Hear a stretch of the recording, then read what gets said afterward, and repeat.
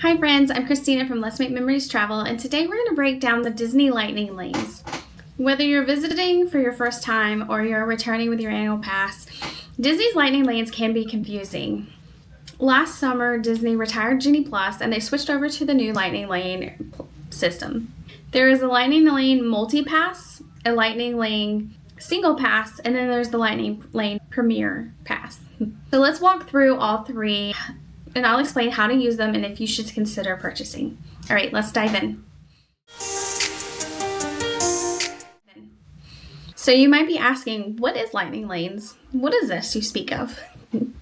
So Lightning Lanes is Disney's paid way to skip ahead of the standby line on select attractions. So this just took place last year, like I said, the Genie Plus. And if it's been a long time since you've been to Disney, think fast passes. So back in the day, you were able to pick 3 rides ahead of time as a fast pass, and you didn't have to pay for this feature, and it was nice. Like, you just went in, you picked 3, and once those 3, you could go to like guest services or a little kiosk and you could pick another one. So now Disney has a similar system except that you pay for it. Let's break them down. So there's the Lightning Lane Multi-Pass. If you're staying on resort, you can purchase this up to 7 days in advance and start making your selections. But if you're staying off-site, you can purchase this 3 days in advance. And we'll go through. So you can purchase this on the Genie app, and I'll show you what that looks like in a little bit. And then you have Lightning Lane Single Pass. So these are for like your high ticket attractions. At Magic Kingdom, think Tron, Seven Dwarfs Mine Train. At EPCOT, it would be Guardians of the Galaxy's Rewind.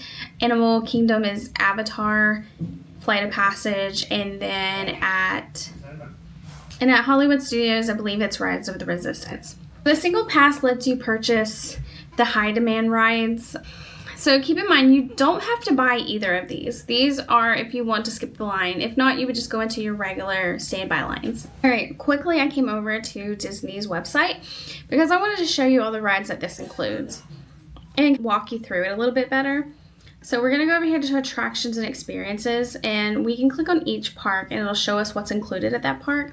So if we click on Magic Kingdom, if you decide to do the multi-pass experience, so also keep in mind that these are date-based pricing for these, and we'll go over where they start as far as cost and how to purchase it, and I'll show you in the app.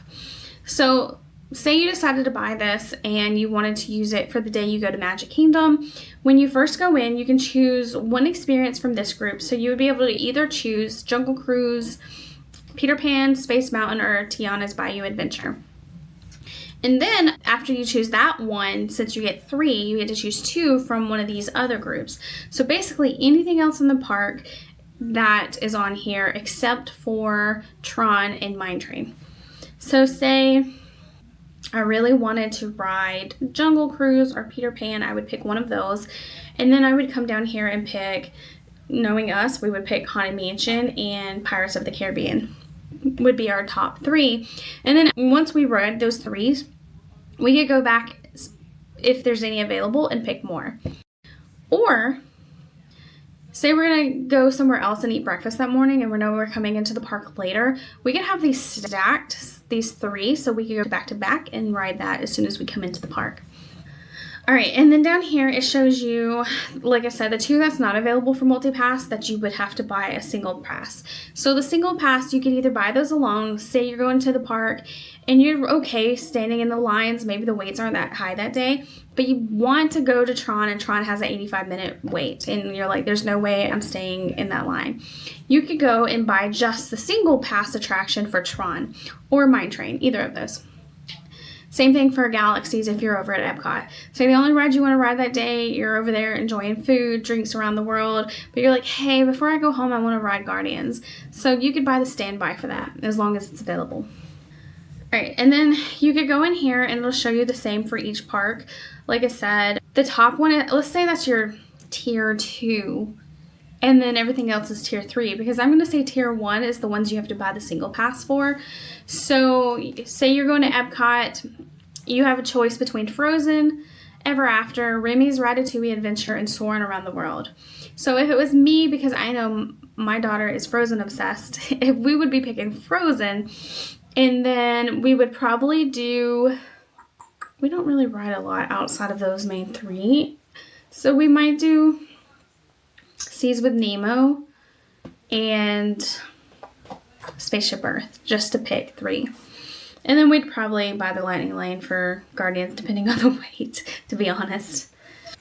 All right, so let's go over to Hollywood Studio. So with Hollywood Studios, your top tier, your skip the line, like the single pass one is going to be Star Wars Rise of the Resistance. And then what I'm calling tier 2, like if you buy the multi-pass, you get to pick one of either Mickey and Minnie's Runaway Railroad, the Millennium Falcon Smuggler's Run, Rock and Roller Coaster starring Aerosmith, or Slinky Dog Dash. Then after you pick that one, you go down to here and you can pick two of these other experiences from this group. You can pick all three from that group, but I think most people are also going to want one from that top group as well. So like for our family, we would definitely pick Mickey and Minnie's Runaway Railroad, because we just all really adore that ride and it's our favorite. And then down here, it would probably be Toy Story Mania and maybe Star Tours. My husband likes Tower of Terror, but me and Penelope are not really fans. Indiana Stunt Spectacular and Frozen Forever, I feel like you can typically walk straight in on those unless it's like a super busy day. And I'm not a big fan of the swirling saucers. So yeah, that would be the ones we picked. And then, of course, you could buy the single Lightning Lane for Rise of Resistance. If that's your must-do at any of these parks, if that is your must-do and the wait is crazy, then you could just buy the single pass and have that ready and you know you're going to get to ride it. Let's go over to Disney's Animal Kingdom. So here's the same thing. Your single day pass that you could buy outside of the multi-pass is going to be Avatar Flight of Passage, like we said. And then it doesn't really have them broke up into tiers at Animal Kingdom for everything else. So you could pick 3 out of all the rides.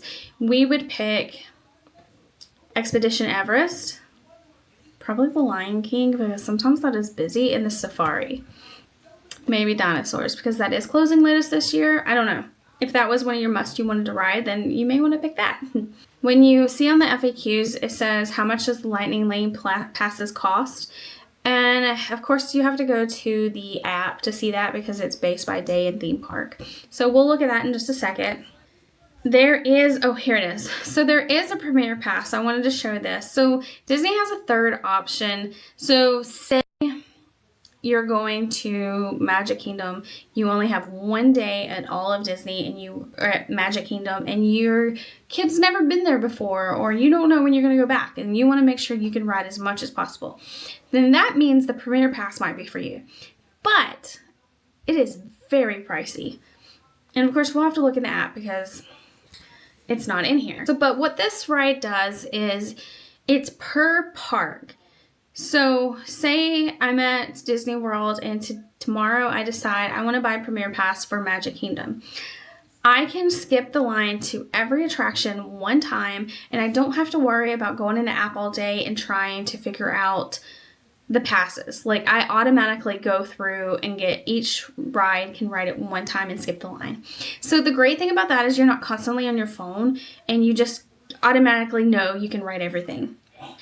Caveat to that is you can't use it at the other parks. So if you picked Magic Kingdom and you decide to jump over to EPCOT, the Premier Pass does not jump with you, which I think is a bummer that they don't offer a park-to-park option.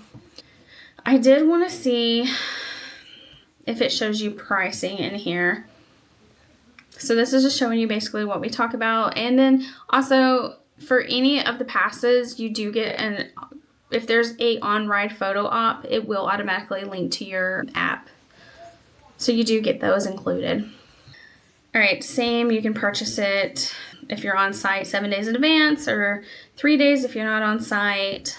So basically everything's included because you get to skip the line. So it's just gonna show you all the rides at each park, how to purchase this pass. I know you can purchase it in the app. Okay, so we'll have to look at the app for that as well. Okay, let's jump over to the app. Okay, so I'm on the app And as you see here, as soon as you pull the app up on the home screen, it shows you Lightning Lane Multipass, Single Pass, and it gives you a button to purchase. And then right below that is the Lightning Lane Premier Pass, and you can purchase that. It also shows you your upcoming plans. So if you had already purchased that, it would show you the ones that you had already picked there. So let's click on the Lightning Lane Multipass and Single Pass. And we're going to click purchase. It just basically gives you all the information that we just went over.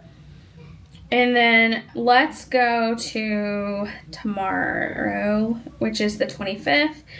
It'll show you all the parks, and say we're going to Magic Kingdom. So tomorrow, the single pass for Seven Dwarf Mine Train and Tron are sold out, as you can see here. But we did have the option that we could buy for $29 per guest, the Lightning Lane Multi-Day Pass. We just wouldn't be able to get those other 2 attractions. But we could go over the other rides. We could go through, pick the 3 other rides we discussed. And then, so this is a Sunday that I'm looking at. It was $29 at Magic Kingdom per guest, $24 per guest at EPCOT, and then $29 per guest at Hollywood Studios. Now see here, you can see that the Lightning Lane for Rise of Resistance is available for tomorrow. So we could do both, or we could pick one. So say I don't want the multi-pass for Hollywood Studios tomorrow, but I just want that single pass for Rise of Resistance. I could just do that for $24 for each guest. Or you could do both. Say you want to do the multi-lane pass and you want that single pass for Rise of Resistance. Here is where you would click on both and you would purchase those. All right, and then lastly, if we go back to the home screen and we look at the Premier Pass, we're going to go Lightning Lane Premier Pass and click purchase. Now I was playing in here, and say tomorrow, the only ones available is EPCOT and Animal Kingdom, and EPCOT was $209 per guest, and Animal Kingdom was $179. Magic Kingdom and Hollywood Studios is already sold out for tomorrow. It is Memorial Weekend, so it's not surprising to me. That's pricey to me, but it's not surprising. So I'm going to go back. I saw several days were purchased. Okay, here. This is a Friday, and it's showing Magic Kingdom $379 per guest, EPCOT $209, Disney's Hollywood Studios $329, and Disney's Animal Kingdom for $179 per guest. Do keep in mind, this does give you every ride one time in that park, but it's just that park. So like I was saying earlier, you can't park hop and this goes with you. So just keep that in mind before you're purchasing it. I also wanted to try to break this down. If, say we did Magic Kingdom and it's $379 per ride, let's view eligible experiences. So you're getting possibly 1, 2, 3, 4, 5, 6, 7, 8, 9, 10, 11, 12, 13, 14, 15, 16, 17, 18, 19, including Tron, which would have been an extra cost. So if we take that $379 and where's my little camera? There it is. $379 divided by 19 attractions. So you're paying about $20 per ride for that premium pass. Per person though. So if it's just you, maybe you're like, that's not too bad. But like for us, that $379 would be $1,137 just so our whole family could experience it. So it wouldn't make sense for us to do it. We've been to Disney several times, so we would probably just get the Lightning Lane. All right, so that's it for the Lightning Lanes. I know that's a lot of information, and it can be very stressful planning a Disney trip. So if I could help you plan your next vacation, please reach out to me at letsmakememoriestravel.com. I'll put the link up here. Or you can email me at Christina@letsmakememoriestravel.com. Please hit that like button if you found this helpful, and please subscribe if you would like more trips for Disney, Universal, and beyond. All right, until next time, let's make some magical memories. Bye.